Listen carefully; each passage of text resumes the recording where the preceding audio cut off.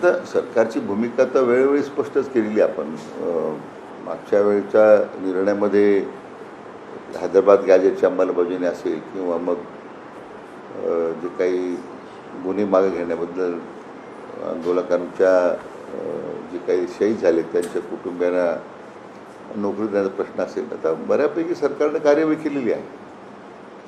आता त्याच्यामध्ये जे काही उणिवा दिसत आहेत त्यांच्या म्हणण्याप्रमाणे, मान्य जरांगे पाटलांच्या म्हणण्याप्रमाणे, तर जाऊन त्यांच्याशी चर्चा करून म्हणजे त्यांना या सगळ्या उणिवा शासनाने कशा दूर केल्यात, काही गैरसमज असतील त्यांचे, तर ते आपल्याला दूर करता येतील. परंतु मला वाटतं अतिशय सकारात्मक पाऊल सरकारनं टाकलेलं आहे आणि मला विश्वास आहे की ते सरकारची भूमिका समजून घेतल्यानंतर ते काही उपोषण करणार नाही अशी मला खात्री आहे. तुमचा आणि जरांगे पाटलांचा काही फोनवरून संवाद झाला काय संदर्भामध्ये?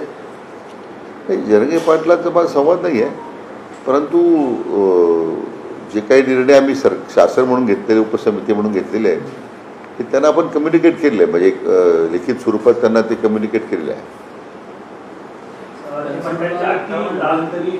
ज्या सरकारनं कमिटमेंट्स मागच्या आंदोलनाच्या वेळेला केल्या होत्या त्यातल्या अनेक कमिटमेंट्स अजून पूर्ण झालेल्या नाहीत आणि त्यासाठी जे विहित कालावधी दिला होता तो देखील उलटून गेला. मात्र तरी सुद्धा कुठलीही अंमलबजावणी या संदर्भात झाली नाही असं त्यांचं म्हणणं.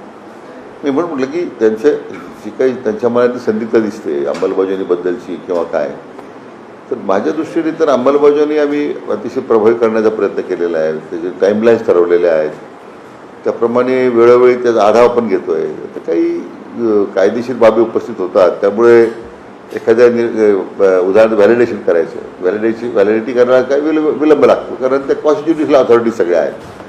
त्यामुळे याचा अर्थ सरकार कार्यवाहीच करत नाही असं म्हणणं चुकीचं आहे. जरांगे पाटलांचं म्हणणं आहे की 58 लाख कुणबी नोंदी ज्या निघालेल्या आहेत त्याचं प्रमाणपत्र तुम्ही कधी देणार आहात असं एक त्यांनी प्रश्न उपस्थित केलेला आहे. नाही, 58 लाख कुणबीच्या नोंदी निघण्याचा प्रश्नच नाही आहे. या उलट म्हणजे त्या ज्या निघाल्या आहेत त्या तर सगळ्या एकूण राज्याचा आपण विचार करतो.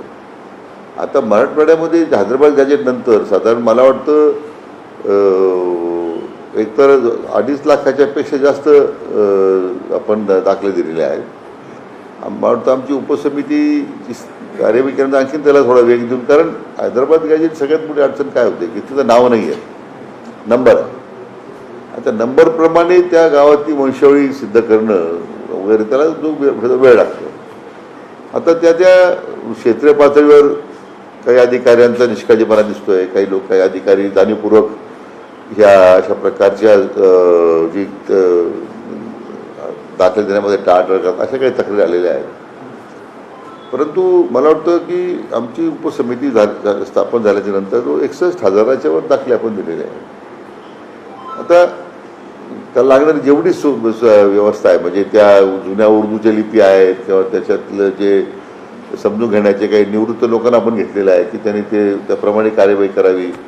पण मला वाटतं की त्यांचं जो म्हणणं आहे जरांगे पाटलाचं 58 लाख वगैरे दाखले सरसकट देण्याबद्दल, तर त्याचं मला वाटतं कोणीतरी तो गैरसमज करून दिलेला आहे. तो त्याला एकदा वस्तुस्थितीसमोर मी मांडणार आहे की काय प्रत्यक्ष काय काय कार्यवाही करतो आपण. सरकारला चॅलेंज करताय तुम्ही, आता पुन्हा आमरण उपोषणावर बसणार आहे. मी मेलो तो मेलो, माझ्या मनाची रोजनी सरकारची असेल काय की त्यांनी एकदम टोकाची भूमिका घेतली असं मी वाचलं आहे माध्यमातून. पण मला वाटतं की आमची एकदा भूमिका सरकारची त्यांच्यासमोर मांडल्यानंतर ते उपोषणाला बसणार नाही असं मला विश्वास आहे. आता प्रत्यक्ष चर्चा केल्यानंतर काय निष्पन्न होतं आहे. पण मला वाटतं सरकारला कुठल्या या संदर्भात प्रतिष्ठेचा प्रश्न सरकारने केलेला नाही आहे. प्रश्न सोडवण्याच्या दृष्टीनेच आम्ही पावलं टाकलेली आहेत. आणखीन काही त्याच्यामध्ये काही विसंगती असेल त्यांना वाटत असेल तर आपण ते चर्चा करून निर्णय करू ना. सातारा गॅजेट संदर्भात सुद्धा हे सातारा गॅजेटच्या अंमलबजावणीमध्ये थोड्या अडचणी आहेत कायदेशीर, त्यांना मी ते समजून सांगणार आहे की त्यात काय त्रुटी आहेत. कारण सगळ्याच शेवटी त्याच्यामध्ये त्यांना मला वाटतं एकदा म्हटल्याप्रमाणे शासनाची भूमिका त्यांना सांगितल्यानंतर ते त्या सातारा गॅजेटच्या बाबतीत फार आग्रही राहतील असं नाही. माझा तोच प्रयत्न आहे. म्हणून मी आता त्या काही तातडीच्या कामासाठी रात्री मुंबईला आलो होतो. तर ते आता उद्या आता परत निघालो आहे. आज दुपारी किंवा संध्याकाळी त्यांना भेटेल.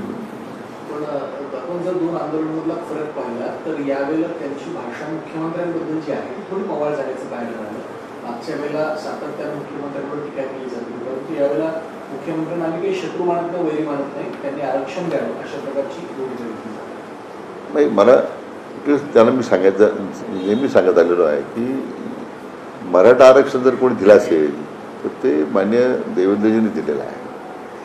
14 ते 19 एवढे मोर्चे निघाले आहेत. नंतर सरकारने आयोग नेमला, आरक्षण दिलं, ते सर्वोच्च न्यायालयापर्यंत टिकलं.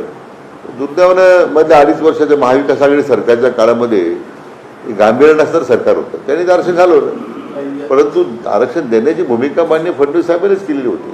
म्हणजे मला वाटतं की आजही सुद्धा जे काही पुन्हा एक आयोग गठीत करून पुन्हा त्याचा सॅम्पल सर्वे करण्याबद्दलची कार्यवाही होईल. परंतु आता ज्या काही सवलती अन्य समाजाला मिळतात त्या सगळ्या सवलती आपण लागू केलेल्याच आहेत.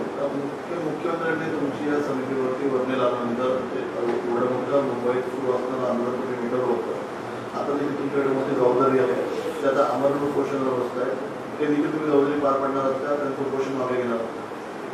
असं की आता त्यांच्याशी चर्चा केल्याशिवाय तर काही भाष्य करणं चुकीचं आहे. पण मी म्हटल्याप्रमाणे आमची भूमिका सरकारची एकदा त्यांच्यासमोर मांडली तर मला खात्री आहे की त्याच्याबद्दल ते समाधानी राहतील. म्हणून उपोषणा काही त्याचा मार्ग नाही आहे.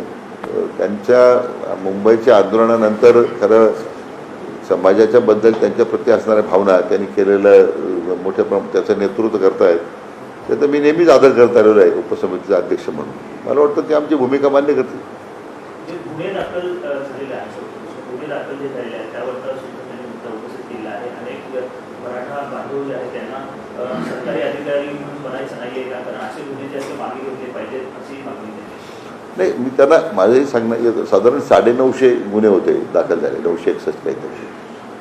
आता फक्त काहीतरी 64 गुन्हे फक्त माग घ्यायचे राहिलेले आहेत, बाकी सगळे घेतलेले. आता गंभीर स्वरूपाचे गुन्हे तुम्ही लोकांच्या घरात गेलात, घरात पेटवण्याचा प्रयत्न केला, बरेच त्यांची भूमिका आहे की त्या थोडेसे ते कलम मवाळ करावे. आता तो काय अधिकार आम्ही त्याच्यावर मी विभागाला तपासून घ्यायला सांगितलं आहे, काय आपल्याला मदत करता येईल. पण मला वाटतं जवळजवळ 95% गुन्हे मागे घेण्यात आलेले आहे.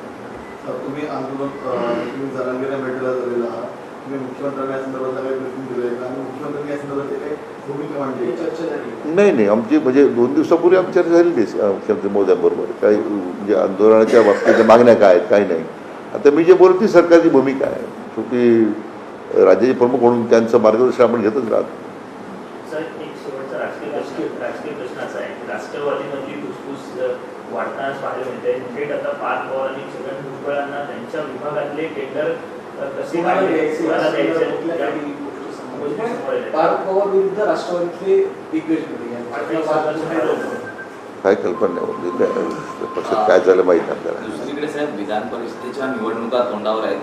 मात्र जिल्हा परिषदेच्या निवडणुकीदरम्यान अनेक जिल्ह्यांमध्ये शिवसेना आणि भाजप असा सुप्त संघर्ष पाहायला मिळाला होता. त्याच्या जखमा अजून ओल्या आहेत आणि शिवसेनेतनं अनेक जिल्ह्यांमधनं या संदर्भातल्या प्रतिक्रिया उमटताना पाहायला मिळत आहेत. नाही, आता मला राज्य पातळीवर समन्वय समिती स्थापन झालेली आहे. आता याच्यामध्ये जाग्यांचं वाटप वगैरे काय, मला वाटतं ह्या गोष्टी तर दैनंदिन राजकारणामध्ये होतच राहतात. काय फार त्याचं गांभीर्य घ्यायची आवश्यकता नाही.